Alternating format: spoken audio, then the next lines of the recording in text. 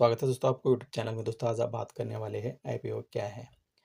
IPO means initial public offering. कोई private company पहली बार अपने शेयर्स पब्लिक को बेचती है और स्टॉक मार्केट में लिस्ट होती है। इस प्रोसेस को कहते हैं आईपीओ। दोस्तों जब कोई कंपनी आईपीओ क्यों लेकर आती है, अपनी जो बिजनेस है ना उसको ग्रो करने के लिए उनके पास पैसा नहीं होती है, फंड रेज करने के लिए आईपीओ लेकर आती है, और उनकी जो कंपनी के डेप्ट होते हैं ना दोस्तों उसको रीपे करने के लिए आईपीओ लेकर आती है, और उनके जो नए नए प्रोजेक्ट होते हैं उसको इम्प्रूव करने के लिए पैसे की ज़रूरत पड़ती है दोस्तों उनको। इसलिए वो लोग है ना ये आईपीओ लेकर आते हैं मार्केट में। तो एग्जाम्पल के लिए आप देख सकते हैं एबीसी नाम की एक प्राइवेट कंपनी है। ठीक है दोस्तों, ये है ना इनकी जो शेयर्स है ना पब्लिक को क्या करती है, बेचती है। उसके बाद है ना स्टॉक मार्केट में लिस्ट होता है। तो दोस्तों ये प्रोसेसिंग कैसे होते हैं, आईपीओ कैसा काम करता है, मैं आपको बताता हूँ।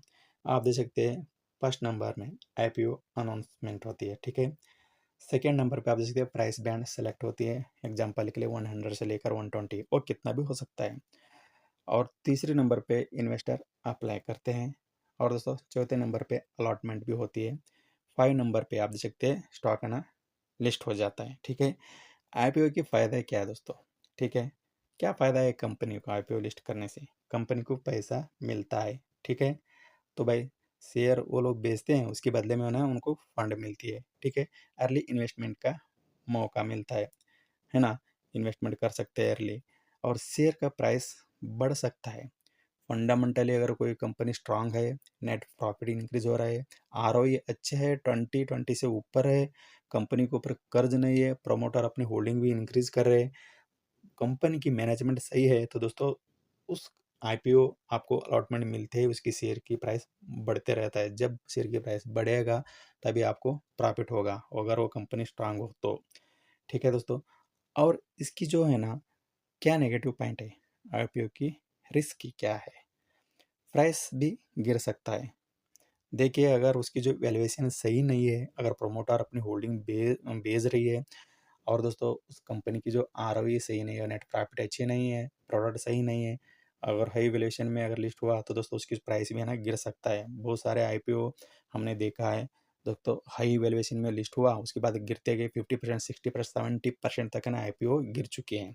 उसमें बहुत सारे इन्वेस्टर को लॉस हुआ है, कंपनी का परफॉर्मेंस वीक हो सकता है। आईपीओ में इन्वेस्ट से पहले दोस्तों क्या क्या चेक करनी पड़ती है। फर्स्ट नंबर पे हम देखेंगे कंपनी का बिजनेस मॉडल, कंपनी क्या काम करती है ये देखना पड़ेगा ना भाई। हम आईपीओ में इन्वेस्ट तो कर रहे हैं, कंपनी का प्रोडक्ट क्या है, क्या काम कर रही है कंपनी, रेवेन्यू जनरेट कैसे होता है, रेवेन्यू जनरेट कर पा रही है क्या नहीं, और कितनी परसेंट कर रही है ये भी देखना पड़ेगा, फ्यूचर ग्रोथ पोटेंशियल है या नहीं देखना पड़ता है ना। एग्जाम्पल के लिए हिंदुस्तान यूनिलीवर लिमिटेड की जैसी कंपनी है, प्रोडक्ट अच्छी है, और इंडिया में उनके प्रोडक्ट मिलता है। ठीक है ना, फ्यूचर ग्रोथ और भी अच्छी है उस कंपनी के लिए, ऐसे कुछ प्रोडक्ट उनकी मार्केट में है क्या, फ्यूचर ग्रोथ अच्छी है क्या नहीं, ये भी देखना पड़ेगा, देखिए आपको इन्वेस्ट करनी पड़ती है। दूसरे नंबर पे फाइनेंशियल परफॉर्मेंस देखना पड़ेगा कंपनी की, पिछले 3 से 5 साल का दोस्तों रेवेन्यू और प्रॉफिट उसका देखना पड़ेगा, इंक्रीज हो रहा है क्या नहीं, कर्जा तो ज़्यादा नहीं है, तो दोस्तों डेप्ट टू इक्विटी रेशियो चेक करिए, डेप्ट ज़्यादा है क्या नहीं कर्जा कंपनी में। अगर कंपनी में एसेट से ज़्यादा अगर डेप्ट देखने को मिल रही है तो उस कंपनी में आपको इन्वेस्ट नहीं करना चाहिए। रिटर्न ऑन इक्विटी आरओई कैसा है, रिटर्न ऑन इक्विटी 20 से ज़्यादा है क्या नहीं, है ना दोस्तों। आरओई ज़्यादा तो होना चाहिए, आरओई से पता चलता है कंपनी प्रॉफिट बना रही है क्या नहीं है।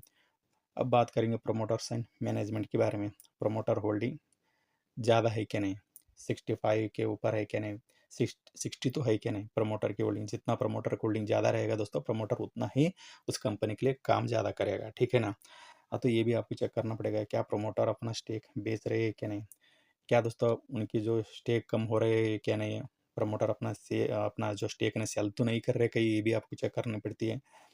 आईपीओ का पर्पस क्या है दोस्तों, क्यों उन्होंने आईपीओ लेकर आए ये भी देखना पड़ेगा।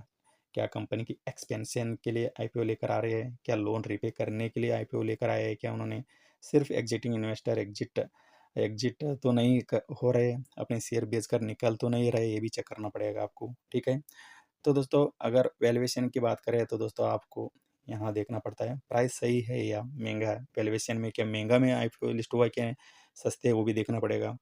कंप्यूटर से दोस्तों क्या कंपेयर करके देख सकते हैं हम।